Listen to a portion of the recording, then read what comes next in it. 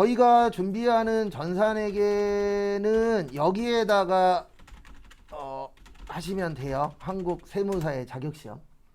네, 여기 들어가시면은 날짜라던가 합격률이라던가 다 뜨거든요. 그래서 잠깐 보여드리면 어차피 알고 계셔야 되니까 여기에다가 한국 세무사회 자격시험이라고 치시면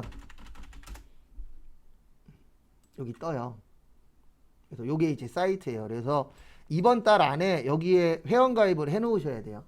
예, 왜냐면 그 5월 며칠이냐? 5월 3일이 원서 접수예요. 다음 달 초가. 예, 그래서 제가 그때 되면 알려드리긴 할 건데 그것 때문에 이제 원서 접수 때문에 준비를 좀 하셔야 되고요. 여기 보시면 합격률도 있어요. 여기 44%, 51%, 46%, 38%, 25%, 그 다음에 역대 최악이 어디가 왔냐 요쯤인데 여기 있구나. 8.92%. 이때는 어려웠어요. 왜냐면 이때 프로그램이 바뀌었거든요. 그리고 지금 오른 거예요. 이게 저 처음에 수업할 때는 4자라는 숫자는 없었어요. 5자는 당연히 없었고 그때는 25% 정도 됐었어요. 전산회계 1급 합격률이. 근데 지금은 좀 많이 오른 편이고. 그 다음에 세무도 여기 보시면 뭐 4사인데 조금 나올 때는 10%대도 나와요. 그러니까 좀 시험운이 좀 있어야 돼요. 내가 아무리 열심히 준비했어도 시험을 너무 어려운 거 만나면 떨어질 수도 있어요. 그래서 저희 시험의 최대 단점은 오락가락이 심각합니다. 여기도 보세요. 25% 붙었다가 몇 프로 붙었어요? 50% 붙었죠. 그러니까 이때 시험 보신 분들은 전생에 뭔가를 잘못하신 거죠. 우리 이때 보신 분들은 전생에 나라를 구하신 거고. 그래서 좀 그런 부분은 좀 있어요. 그리고 이제 FAT는 요거보단 높아요. 근데 왜 합격률이 좀 낮다라고 느끼시냐면 70점 합격이잖아요. 그게 되게 커요. 이게 별거 아니라고 생각하시는 분들 계시는데 70이냐 60이냐 차이가 어마무시해요. 만약에 이 시험이 60점 이상이면은요, 저 거짓말 조금 더 못해서 80% 이상 붙일 자신 있어요. 지지고 볶고 삼고 하면 60점까지 나와요. 근데 6에서 7은 제 능력 바뀌더라고요. 그 다음에 저기 AT 시험은 이렇게 치시면 돼요. 한국 회계사의 AT 자격시험. 이렇게 치면은 여기 밑에 얘네도 나오는데 얘네는 합격률이 그 다음에 여기 AT는 요걸로 하시면 되고요. 여기가 합격률이 그래도 조금 더 높아요. 그리고 얘네는 비대면이라 이렇게 시험이 한 달에 한 번씩 있습니다. 여기 쭉 있죠. 시험 일자. 그래서 한 달에 한 번씩 있어요. 그렇게 좀 나누어져 있고요. 그럼 저희는 6월 16일 바로 접수하시면은 요걸 보는 거죠. 그거 그렇죠. 요게 가장 무난하죠. 이제 문제는 이제 3만 원이라. 가격이 여기 있구나. 합격률. 여기는 그래도 합격률이 전산회계보다는 높은데 그렇다고 해서 또 아주 높지도 않아요. 여기 보시면 53%, 57%. 그리고 얘네가 이 시험은 안 할 건가 봐요. 2급하고 1급은 여기 보시면 0%죠. 시험을 이거 두 개만 끌고 갈 예정인 것 같아요. 왜냐면 얘하고 얘는 접수율이 떨어지거든요. 그리고 2022년에 보시면 여기 60%, 뭐 40%.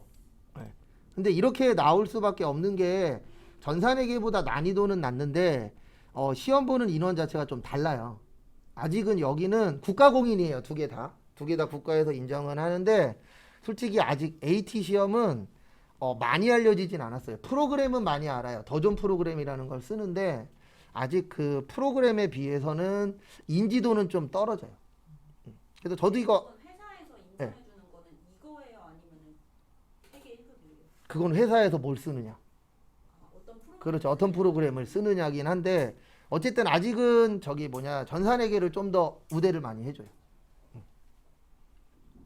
근데 저는 이제 시간 되시고 기회 되시면 두 개 다 따놔라. 왜냐면 뭐가 더 좋아질지 모르잖아요. 저도 이거 국가공인 된 다음에 땄거든요. 국가공인 되기 전엔 따지 마세요. 왜냐면 국가공인 되기 전에 따면 국가공인 되면 또 봐야 돼요. 그러니까 어떤 시험을 보시든지. 그리고 혹시 바리스타에 관심 있는 분들은 국가공인 아니어도 따세요. 바리스타 시험은 국가공인 못 만들겠대요, 국가에서. 왜냐면 바리스타 시험이 세 군데에서 보거든요. 근데 세 군데에서 국가공인 해줄게 그러면 세 군데에서 다 지들 달라 그런대요. 당연히 그러겠죠. 왜냐면 국가공인 되는 순간 사검정들은 필요 없는 시험이 돼버리니까. 그래갖고 한 4년 전인가 뉴스 나왔는데 이게 힘들 거라 그러더라고요. 그리고 바리스타 없어도 커피 탈 수 있잖아요. 시대가. 네. 캡슐 넣으면 알아서 다 타주잖아요. 네. 그리고 실질적으로 바리스타에 있다 그래서 커피 맛이 월등하다? 또 그건 또 아니더라고요. 네. 커피 타고 싶으시면 스타벅스 취업하세요. 아, 그렇죠. 그거 차이가 있죠. 딱. 네. 근데 맛은 솔직히 모르겠어요. 저는 그냥 커피 그러면 잠 안 올 때 먹는 약. 딱 이 정도 수준이라. 아, 그렇죠. 믹스커피가 세상에서 제일 맛있죠. 네. 노란 거. 아, 저도 그거 사랑합니다. 네.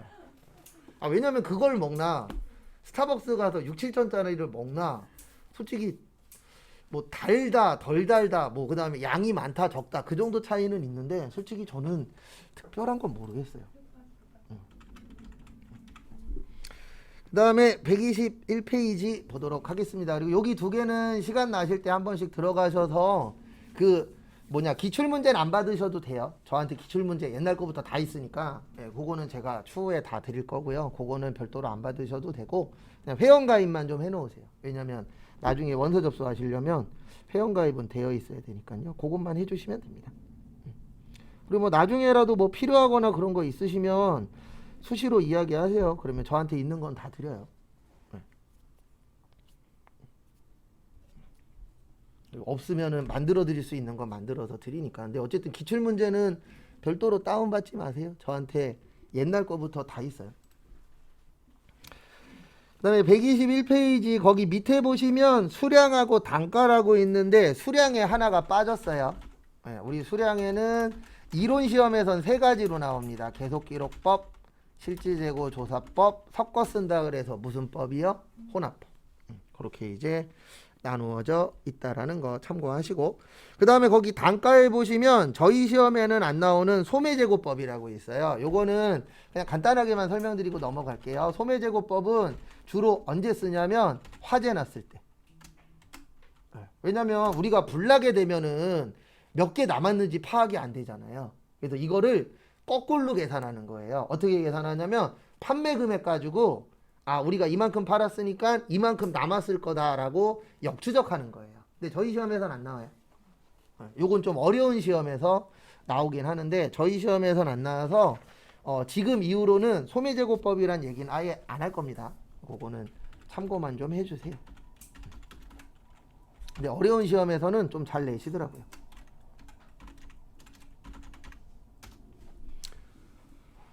그 다음에 교재는 122페이지로 넘어오십시오.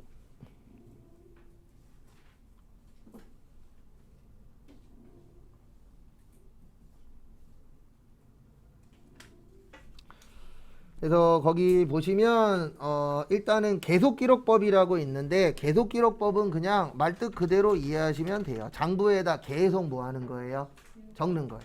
그래서 요거는 이제 어떻게 보면 여러분들이 회사 가시면 이거 할 수 있어요.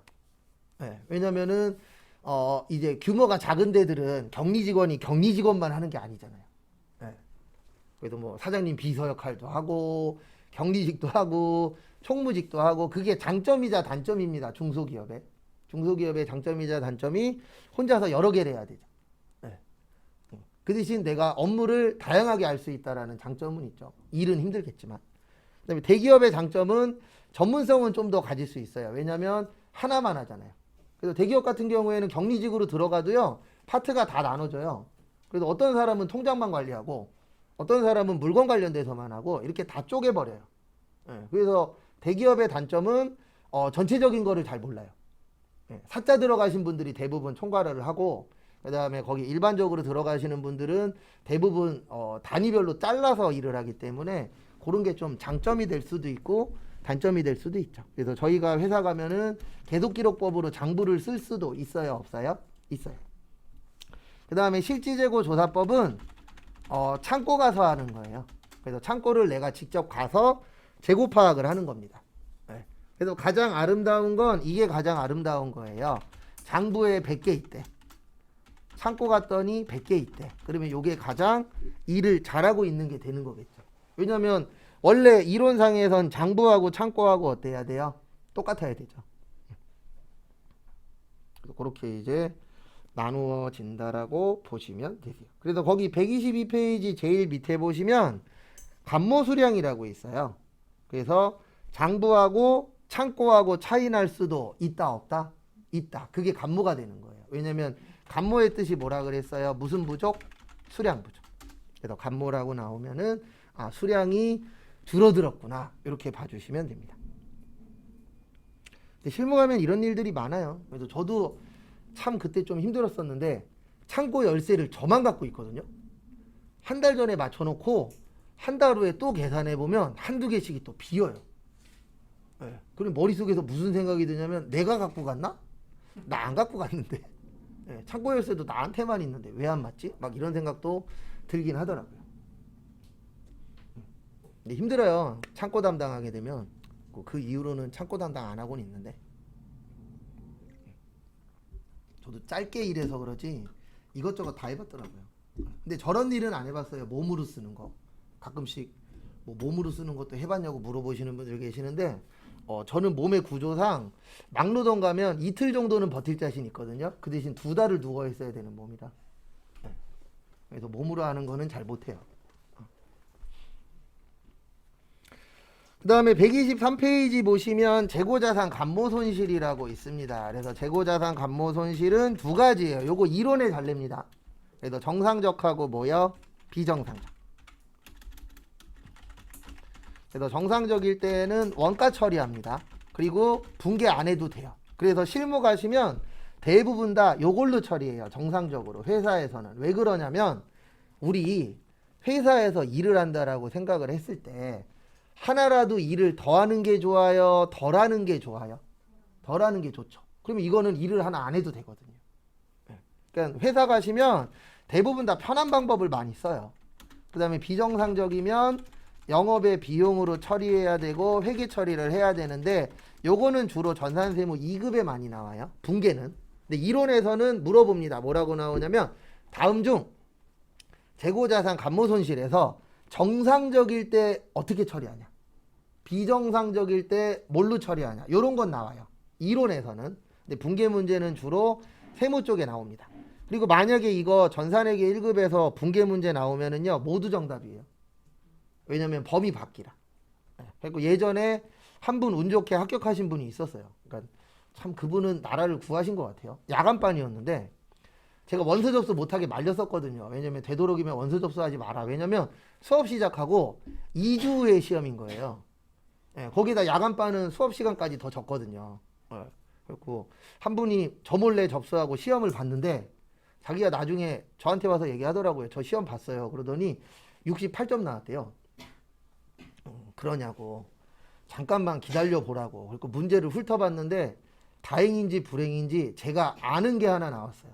뭐 하는 게 나왔냐면 시험 문제 내면 안 되는 문제가 있거든요. 그걸 내신 거예요. 그래갖고 제가 이의 신청을 걸었죠. 이거 너네가 몇 회 때 모두 정답 처리했다. 그래갖고 요번에도 모두 정답 아니냐. 그랬더니 협회에서 연락이 왔어요. 제 전화로. 수업하시냐고. 네, 수업한다고. 그러더니 자기네가 뭐 어쩌고저쩌고 변명을 하는 거예요. 그러니까 지들도 놓친 거예요. 결과적으로. 그래갖고 모두 정답 처리할 거라고. 알았다고. 그분 71점으로 붙었잖아요. 그러니까 될 사람은 되더라고요. 근데 저한테 너무 의지하지 마세요. 저 그거 하나 빼놓고는 잡아본 적 하나도 없어요. 네. 왜냐면 거의 안 나와요. 모두 정답이. 근데 다행인지 불행인지 제가 아는 문제가 딱 있었어서 그래갖고 모두 정답 처리돼서 붙었죠. 네. 그래서 그분은 운도 좋았죠. 2주 공부하고 자격증 땄으니까. 근데 그런 경우가 많진 않아요. 그렇죠. 그분은 실무에서 3년 하셨었어요. 네. 그런 게 있으니까 되는 거지. 그냥 공부만 2주 해갖고는 쉽지 않아요. 그래서 요거 두 가지 좀 기억하세요. 정상적하고 비정상적. 그 다음에 123페이지 밑에 보시면 단가. 우리가 물건 살 때 두 가지가 중요해요. 요 재고자산에서는 항상 두 가지만 나와요. 수량하고 단가. 왜냐면 우리가 물건 사고 팔 때 몇 개 사고 팔았냐 중요하죠. 그 다음에 두 번째 중요한 게 뭐냐면 얼마짜리냐 중요하잖아요. 왜냐면 10개 팔았는데 1,000원짜리랑 5개 팔았는데 10만 원짜리랑은 결과값이 다르잖아요. 그래서 몇 개 팔았냐와 얼마짜리냐가 중요합니다. 그래서 종류는 5가지가 있어요. 첫 번째로 개별법. 거기엔 없어요. 아, 밑에 있구나. 1번에. 네. 개별법의 특징은 가장 정확합니다. 왜 정확하냐면 개별의 뜻이 뭐죠? 네, 몇 개씩 계산하는 거예요? 하나씩. 네, 하나씩 계산하니까 정확할 수밖에 없어요. 네, 근데 단점은 뭐냐면 정확하게 계산하려면 시간이 어떻죠? 오래 걸리죠. 네, 시간은 곧 돈이기 때문에 결론적으로는 돈이 많이 들어요. 그래서 실무에서는 비싼 물건 아니면 잘 안 써요. 네, 그래서 요거는 주로 여기에서 쓰입니다. 비싼 거에. 왜냐면 싼 거에다가 이 방법을 쓸 수가 없어요. 왜냐면 시간은 돈이잖아요. 인력이 많이 들어가야 되기 때문에. 그래서 주로 시험에서는 저거 많이 나와요. 조선업. 조선업이 뭐 만드는 거죠? 배 만드는 거죠. 근데 배 가격이 싸요? 비싸요? 비싸잖아요. 그래서 거기에서는 이제 개별법이라는 걸 적용을 합니다. 근데 만약에 우리 회사가 못 파는 회사예요. 그래서 못이 만약에 하나에 5원이야. 예, 이거 하나씩 계산했다간 전 직원 다 그만둘걸요. 예. 왜냐하면 너무 작은 거에다가 그렇게 너무 정확하게 할 필요는 있어요? 없어요? 없죠. 예, 그래서 이게 금액이 크냐 작냐에 따라서 어떤 방법을 쓰냐도 나누어져요. 그 다음에 선입선출법. 우리가 가장 많이 쓰는 방법입니다. 그래서 먼저 들어온 걸 뭐 하는 거죠?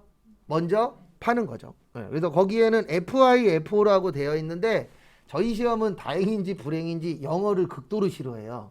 그래서 FI, FO로는 나온 적이 한 번인가 밖에 없고 다 한글로 나옵니다. 그래서 선입, 선출법. 그래서 먼저 들어온 게 먼저 나간다. 네. 그래서 거기 보시면 진부화가 빠른 기업은 선입, 선출법을 적용한다라고 되어 있는데 그냥 이렇게 생각하시면 돼요.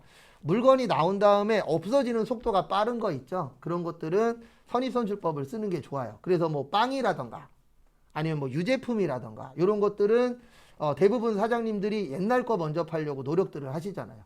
그래서 이런 분들이 있어요. 인터넷에서 물건 살 때마다 댓글에다가 이렇게 글을 남깁니다. 뭐라고 글을 남기냐면 저 물건 샀어요. 네, 물건 보내주실 때 최근 걸로 보내주세요. 이렇게 글 적는 분들 있어요? 없어요? 있어요. 그럼 퍽이나 사장님이 새 걸로 주겠어요? 옛날 걸로 주지. 네. 왜냐면 어쩔 수 없는 거예요. 이건 다 본인 입장에서 보는 거잖아요. 사장님 입장에서는 그 사람이 그렇게 써도 옛날 걸 먼저 팔아야 되잖아요. 그래서 저도 예전에 회사 다닐 때 진짜 안 나가는 물건이 하나 들어왔어요. 뭐 했냐면 창고 가갖고 꺼내갖고 하루 종일 닦았어요. 네. 왜냐면 새 것처럼 만들어야 되잖아요. 옛날 걸. 하루 종일 닦아갖고 반짝반짝하게 광내서 팔았죠. 그래서 상황에 따라서 달라지는 겁니다. 그리고 선입선출법은 실제 물량 흐름과 일치한다라고 많이 나와요. 이게 무슨 뜻이냐면 일반적으로 물건을 팔 때 옛날 거 먼저 팔아요? 새 거 먼저 팔아요? 옛날 거 먼저 팔죠. 그래서 실무에서는 대부분 다 무슨 법으로 팔아요? 선입선출법으로 팝니다.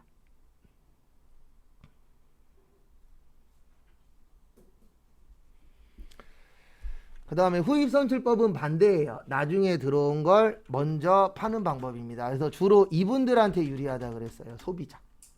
그 다음에 선입선출법은 그 판매하는 회사한테 유리한 방법이라고 했었었죠.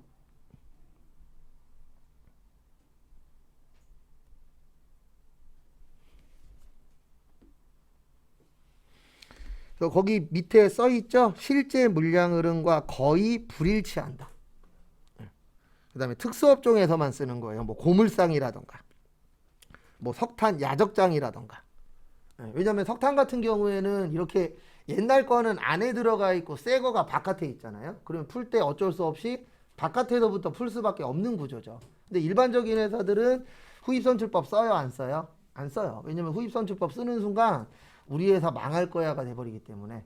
왜냐면 물건 가격이 최근에 산 게 가장 비싸잖아요. 왜냐면 대한민국은 아직은 뭐니까요? 인플레이션이니까. 근데 디플레이션이 더 무서운 겁니다. 물가 상승이 인플레이션이잖아요. 예. 물가 하락을 뭐라 그래요? 디플레이션이라고 해요. 그래서 가끔씩 뉴스 같은 거나 그런 거 보다 보면은 뭐 D 어쩌고 저쩌고 얘기할 때 있거든요. 그러면 대부분 물가 하락과 관련된 내용인데 이게 더 무서운 이유가 뭐냐면 딴 것 때문이 아니고요. 물가가 하락하면 가격이 떨어지죠. 그러면 어떤 결과가 나오냐면 이익이 줄어요. 이익이 줄면 할 수 있는 게 뭐밖에 없죠? 직원들 줄이고, 예. 그 다음에 재료 좀 싼 걸로 하고, 예. 그렇게 해서 원가를 줄이는 수밖에 없잖아요. 그렇다고 해서 무조건 물가 상승이 좋다는 얘기도 아닙니다. 근데 물가가 상승하는 것보다 물가 하락이 더 위험해요. 그래서 일본이 한참 물가 하락했었잖아요. 그래서 일본이 그때 살아났었던 건 지금도 잘 되고 있는데 관광, 그 다음에 수출, 요건 잘 돼요. 왜냐면 가격이 싸니까. 근데 문제는 물가 하락되면 내수 경기가 죽어요. 예, 왜냐면 물가가 싸지기 때문에 이익은 줄어드니까 월급도 줄여버리잖아요. 같이. 아니면 잘라버리거나. 예, 그렇다고 해서 꼭 물가 상승이 좋은 것도 아닙니다. 왜냐면 지금 대한민국은 물가 상승폭이 좀 크잖아요. 월급 받는 거에 비해서. 그래서 항상 마트 갈 때마다 손이 부들부들 떨려요. 예. 뭐 하나 집으면 10,000원. 예, 뭐 좀 괜찮은 거 집으면 2, 3만 원 이러잖아요, 실제. 집은 것도 없는데 10만 원 넘고. 그 다음에 거기 124페이지 보시면 평균법이라고 있거든요. 요건 제가 좀 이따가 보여드릴 거예요. 선입선출법부터 평균법까지 어떻게 하는지 한 번씩 보여드릴 겁니다. 그래서 평균법은 두 가지로 나누어져요. 계속기록법을 쓰면 이동평균법이라고 하고요. 그 다음에 실지재고조사법을 쓰면 요거를 총평균법이라고 해요. 근데 왜 이렇게 외우냐면 이건 전산회계에서는 이렇게 안 내는데 전산세무에서 이렇게 나와요. 다음 중 계속기록법으로 작성할 수 없는 것은 이렇게 나와요. 그러면 정답은 총평균법이에요. 왜냐면 총평균법은 뭘로만 작성할 수 있다? 실지재고 조사법. 근데 선입선출법하고 후입선출법은 계속기록법하고 실지재고 조사법 둘 다 되거든요. 그래서 이런 식으로 이론 문제에 나와서 어쩔 수 없이 저희는 이렇게 외울 겁니다. 그래서 지금부터 선입선출법이 어떻게 운영되는지, 후입이 어떻게 되는지 그거 한번 간략하게 좀 보여드리도록 하겠습니다. 뭐 이런 경우에요. 어떤 경우냐면 1월 1일 날 10개에 1,000원 줬대요. 그리고 앞으로 공부하실 때 골뱅이 나오거든요. 그러면 단가예요. 뭐라고요? 단가. 그래서 10개에 1,000원이면 10,000원 되겠죠. 그 다음에 1월 11일 날 또 10개를 샀어요. 요거는 그냥 앞에 보시는 게 좋으실 거예요. 왜냐면 적을 게 많아서. 요때는 1,200원에 샀다라고 볼게요. 그러면 12,000원. 그 다음에 1월 21일 날, 요게 빠졌구나. 죄송합니다. 매입. 여기도 매입. 그 다음에 사기만 하면 안 되겠죠? 뭐 해야 돼요? 팔아야 돼요. 그래서 15개 팔았다라고 볼게요. 2,000원에. 그러면은 3만.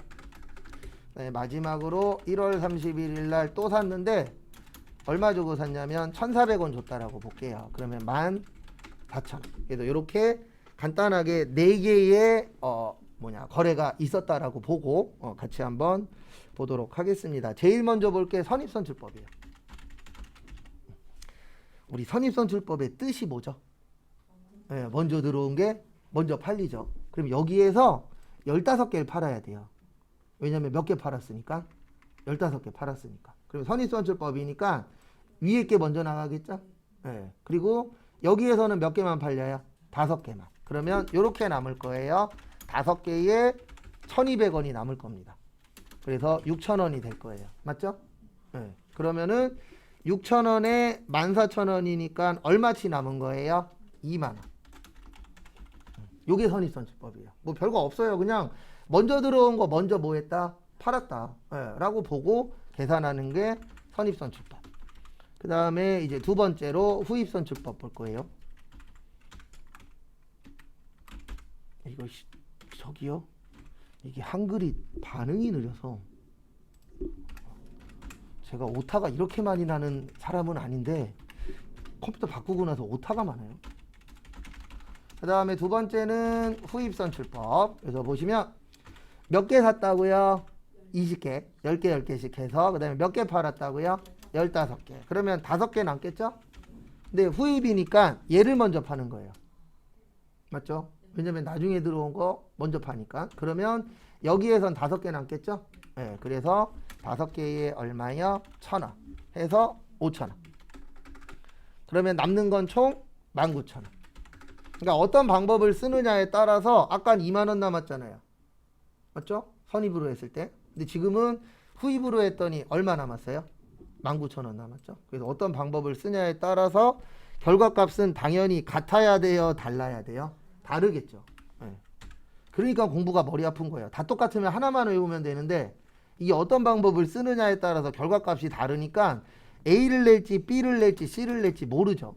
그럼 요번에 보실 거는 이동평균법 볼 거예요.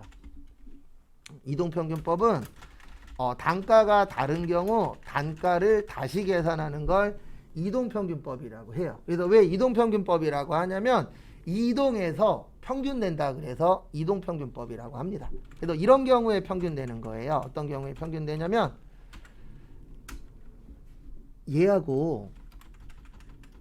얘하고는 단가가 현재 같아요, 달라요?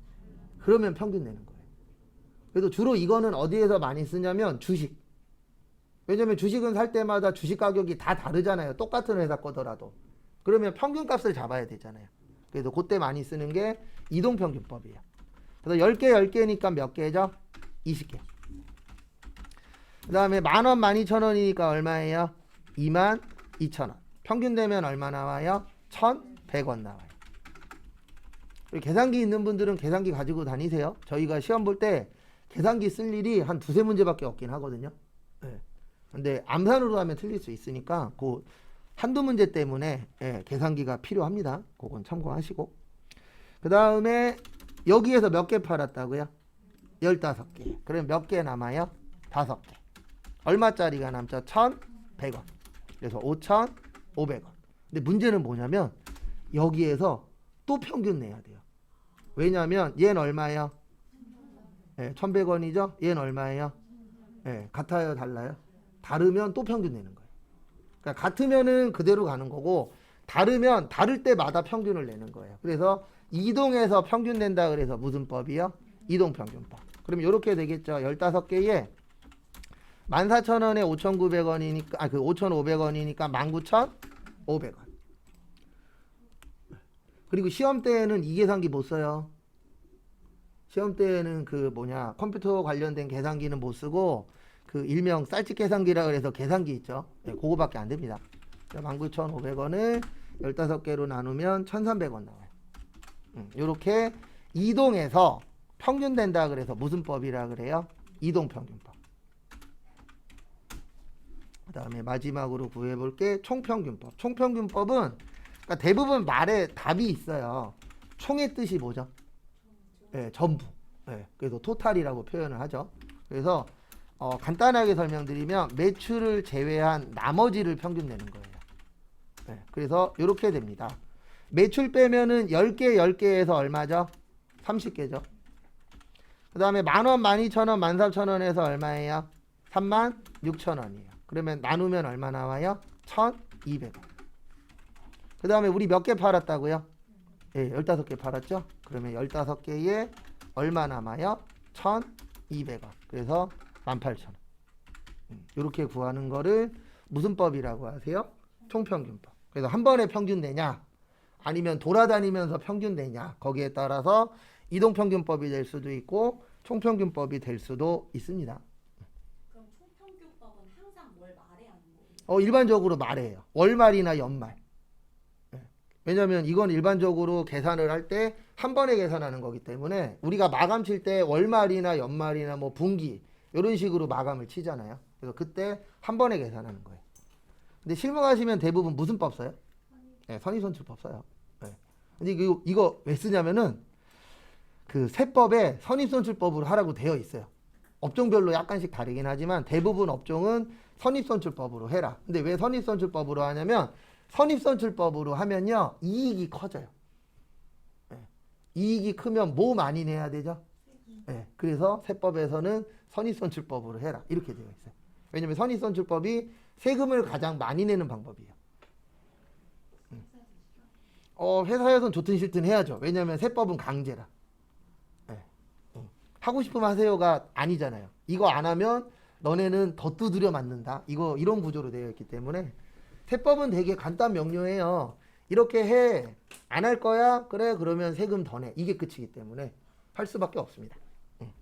법은 딱 두 가지잖아요. 법 안 지키면 두 가지 중에 하나예요. 돈 더 낼래? 아니면 갔다 올래? 두 가지밖에 없잖아요. 예. 그래서 법이 무서운 게 그거잖아요. 우리가 법을 왜 지켜요? 돈 더 내기 싫어서. 맞죠? 갔다 오기 싫어서. 이 두 가지잖아요. 왜냐면 돈 더 내거나 갔다 오면 어쨌든 나한테 피해가 오니까. 그래서 세법에서는 대부분 다 어떻게 되어 있냐면 갔다 올 필요까지는 없고 돈만 더 내. 대부분 그렇게 되어 있어요. 왜냐면 갔다 올 정도면은 좀 크게 잘못한 거잖아요. 근데 그럴 일이 많지는 않아요. 그래서 요거는 참고하시고 저희 시험에서 그렇게 아주 많이 나오진 않아요. 그 다음에 거기 잠깐 125페이지 밑에 크기 비교라고 있거든요. 예, 거기 보시면 제가 아까 그랬죠. 예, 선입선출법으로 하면은 이익이 커져요. 이익이 커지니까 뭐를 많이 내요? 세금을 많이 내요. 그래서 거기 보시면 법인세는 무슨 법이 제일 많이 내요? 선입선출법. 그래서 강제로 선입선출법으로 하라고 되어 있습니다. 그리고 헷갈리시면 이렇게 외우셔도 돼요. 이거 나중에 한번 더 설명드릴 건데 원가만 반대예요. 이게 무슨 뜻이냐면 이익이 크면 원가는 뭐하다? 작다. 반대예요. 그래서 거기도 보시면 원가만 밑에 따로 있잖아요. 맞죠? 그게 왜 그러냐면 원가만 반대로 움직여요. 그래서 원가가 높으면은 이익이 줄어듭니다. 그래서 백종원 씨가 맨날 원가 계산 해봤냐, 원가 낮춰라 그런 얘기 하는 게 뭐냐면 원가가 낮으면 가격도 낮출 수 있거든요. 그래서 요즘 우리가 가장 많이 쓰는 용어 중에 하나가 뭐 가성비, 가심비 이런 얘기 하잖아요. 그러니까 결론은 하나예요. 싸게 맛있게 먹고 싶다. 근데 하나 알고 계십시오. 싸고 맛있는 건 없습니다. 싸고 맛있는 방법은 하나밖에 없어요. MSG를 듬뿍 뿌려주시면 됩니다. 맞잖아요. 천연 재료로는 불가능해요, 그게. 그리고 어떻게 보면은 가장 사장님들이 싫어하는 말일 수도 있어요. 싸고 맛있게 먹고 싶다. 이게 힘듭니다, 참. 저도 그런 거 열심히 찾아보는데 먹을 때마다 느끼는 게 뭐냐면은요. 비싸면 맛있어요. 근데 비싸면 또 양이 적어요. 참 그게 아이러니하더라고요. 오히려 싸면 쌀수록 또 양이 많은 데들은 있는데 비싸면 비쌀수록 양이 줄어들더라고요. 그리고 이번 주 토요일 날 꼬맹이 데리고 어디 가려고 뭐 먹고 싶냐 그랬더니 또 시작하셨더라고요. 초밥 먹고 싶다고. 초밥에 우동을 제일 사랑하세요. 그래갖고 제 잘못이죠 뭐. 저희 조카하고 저희 꼬맹이는 제가 잘못 가르친 게 하나 있어서 저도 먹는 거에 좀 그런 게 있어서 둘 다 좀 고급진 거를 몇 번 먹여놨더니 뭐만 얘기하면 항상 좀 비싼 걸 좀 많이 부르셔서. 근데 솔직히 말씀드려서 먹으러 가는 것보다는 저희가 자주 가는 데가 저기 일본에서 넘어온 프랜차이즈인데 저기 초밥을 기차가 배달해줘요. 무한리필집인데 인천에는 없어요. 서울에 한 두세 군데 있고 지방에 있는데 그 기차 보는 재미로 가세요. 그리고 회전초밥 돌아가면은 그거 들어서 주는 재미로 본인은 몇 조각 안 먹어요. 맨날 저만 먹여요. 그래갖고 나만 살찌고 있는 건가 그러고 있죠. 비싸죠. 비싸요. 저 제대로 큰 밥 먹고 회전초밥집 가서 먹으면 제 장담하는데 한 10만 원은 넘길 자신 있어요. 혼자서. 그래서 지금 열심히 인터넷 알아보고 있습니다. 일식집으로 가려고. 맞아요. 그게 더 싸요. 그 다음에 127페이지 평가. 그래서 앞으로 공부하실 때 평가라는 말 많이 나와요. 그래서 평가 나오면 요것만 기억하세요. 금액 맞추는 거. 근데 1년에 몇 번 맞춘다고요? 한 번. 몇 월 며칠 날? 12월 31일 날 한 번 맞춥니다. 근데 왜 한 번밖에 못 맞추냐면 이거 아니어도 할 일 많잖아요. 그래서 할 일이 많다 보니까 일반적으로 평가는 1년에 몇 번만 하자? 한 번만 하자. 라고 되어 있어요.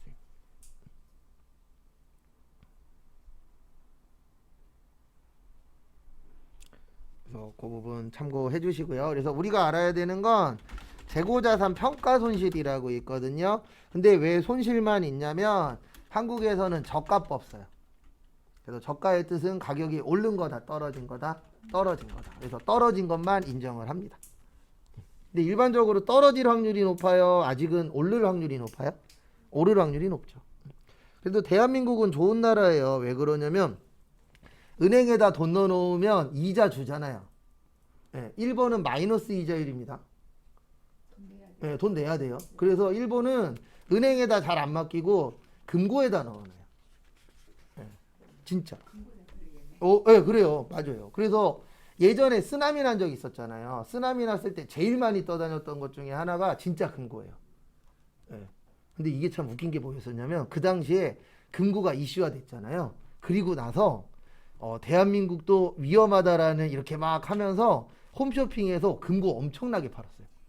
진짜 거짓말 안 하고요. 네. 그래서 이게 참 그리고 그거 아시죠? 저도 이거 수강생한테 듣고 나서 몇 번 해봤는데 맞더라고요. 그 정보 프로그램들 있죠. 7시에 하는 거. 뭐 생생정보통이나 거기에서 뭐 먹으면 몸에 좋다라고 막 나올 때 있잖아요. 그거 보고 나서 홈쇼핑 돌리면 홈쇼핑에서 팔고 있습니다. 예. 그러니까 결론은 다 짬짬이에요. 뭐 돈 안 받느니 뭐라 그러는데 예. 저도 처음에는 안 믿었어요. 그래요? 그래갖고 생생정보통 보다가 뭐 아로니아인가 뭐 팔더라고요. 그 아로니아인가 나오더라고요. 몸에 좋다고. 그거 보고 홈쇼핑을 쫙 돌렸더니 2군데인가 3군데에서 타이밍 맞춰서 아로니아 팔고 있더라고요. 그러니까 결론적으로는 다 사기꾼들이에요. 앞에선 아니라 그러면서 뒤에선 다 짬짬이 하고 있더라고요. 재고자산 평가손실 그러면 무슨 법이요? 저가법. 예, 그 정도만 알고 계시면 돼요. 왜냐면 그거보다 더 심하게 들어가진 않아요. 저희 시험은. 왜냐면 저희 시험은 이론 쪽보다는 실무 쪽에 조금 더 맞춰져 있어서 그래서 분계를 잘해야 됩니다. 왜냐면 전산회계든 전산세무든 제일 쉽게 붙는 방법은요. 분계 다 맞추는 거예요. 그게 제일 쉬워요. 분계 다 맞으면 떨어질 확률은 10%도 안 돼요. 근데 문제는 분계 난이도가 오락가락이라 다 맞출 때도 있고 좀 많이 틀 때도 있고 좀 그런 부분은 있습니다. 그 다음에 142페이지로 넘어오세요. 그리고 제가 요 얘기 앞으로 몇 번 더 할 건데 이론은 좀 빨리 나갈 거예요. 왜냐면 지금 오후반에서도 어저께 한 분이 그 얘기 하시더라고요. 문제 푸니까 재밌다고. 이론할 때가 제일 재미없어요. 그래서 이론은 좀 빨리빨리 나갈 거예요. 142페이지부터는 비유동 자산입니다. 비유동의 뜻이 뭐라 그랬죠? 네, 비유동 그러면 몇 년 이상? 1년 이상. 네, 그래서 1년 넘게 갖고 있으면 비유동. 비자가 아닐 비자예요. 유동은 몇 년 이내라고요? 1년 이내. 그래서 그렇게 이제 나누어져 있습니다. 그래서 보시면 종류는 4가지가 있어요. 종류는 안 외우셔도 돼요. 네, 왜냐면 이거 프로그램에 다 있어요. 그래서 투자자산, 유형자산, 무형자산, 기타, 비유동자산 이렇게 총 4가지로 되어 있습니다. 그래서 투자자산 그러면 무슨 목적이요? 네, 투자 목적. 네, 그래서 투자 목적은 딴 거 없어요. 집을 샀는데 나 여기에서 안 살 거야. 네, 나중에 이거 비싸게 팔 거야. 그러면 무슨 자산이 되는 거예요? 투자자산. 그 다음에 유형은 유자가 무슨 유자죠? 있을 유자죠. 그래서 형태가 있는 거. 그래서 만질 수 있는 거. 그래서 여러분들이 지금 앉아 계시는 책상, 의자, 컴퓨터, 뭐 에어컨, TV 이런 것들이 무슨 자산이 될 수 있어요? 유형 자산. 근데 여기에 있는 4가지의 전제 조건은 하나예요. 일단 무조건 몇 년은 넘어야 돼요. 네, 1년 넘게 갖고 있어야 돼요. 그 다음에 무형은 만질 수 있다 없다? 없다. 네. 그래서 대부분 권리가 많아요. 뭐 상표권, 특허권, 뭐 의장권, 디자인권, 아니면 뭐 영어권, 저작권, 네, 이런 권들이 많습니다. 왜냐면 저작권이나 이런 거는 만질 수는 없잖아요. 근데 돈은 벌어요, 못 벌어요? 벌죠. 네. 그래서 우리가 쓰는 프로그램도 무형자산이에요. 왜냐면 만지진 못하잖아요. 그 대신 이거를 팔아서 돈 벌 수 있어요, 없어요? 있죠. 네. 그렇게 이제 나누어지세요. 그 다음에 여기까지 보시고 잠깐 쉬었다가 11시 반부터 비유동 자산 하나씩 보도록 하겠습니다. 하겠습니다.